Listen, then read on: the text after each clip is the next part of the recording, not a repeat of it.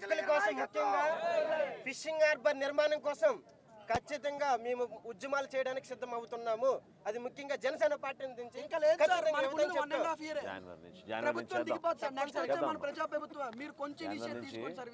Last time చేసినట్టుగా మనం అటు వెళ్ళినట్టు ఇటు వద్దాం. మనం ఒకసారి ప్రెసిడెంట్ గారు కళ్యాణ్ గారు కూడా తీసుకొచ్చి ఒక రోజు తీసుకొచ్చి ఒక మీటింగ్ లాగా చేసి మనం చేద్దాం.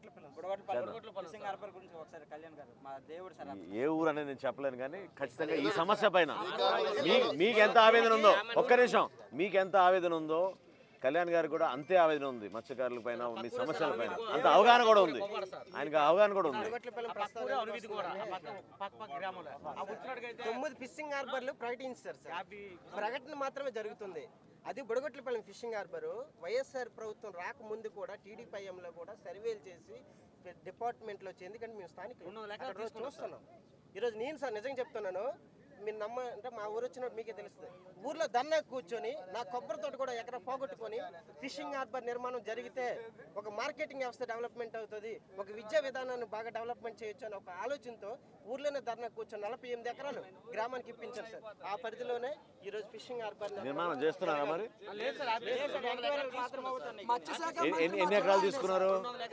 200 ఎకరాలు తీసుకున్నారా? ఇంకా ఒక 50 ఎకరాలు 100 ఎకరాలు కావాలంటున్నారు సార్. ఇంకా ఉన్నాయి, ఎంక్వైరీలు ఇంకా అవుతున్నాయి. దేవుడి దయతో బట్టలు నొక్కలేదు, దేవుడు ఇంకా ఆశీస్సులు ఇంకా పొందలేదు. మనం వచ్చి ప్రారంభించి మీ అందరికీ ఆ సౌకర్యాలు తీసుకొచ్చేట్టు చేద్దాం. ఎందుకంటే ఆయన అన్న మాట కూడా నిజంగా మనం రాజకీయాల్లో ఉన్నప్పుడు కొంచెం విలువలతో ఉండాలి. వస్తారు చెప్పి వెళ్ళిపోతూ ఉంటారు, ఆ మాటకి విలువ లేకపోతే ఎట్లా? నిలబడాలి కదా.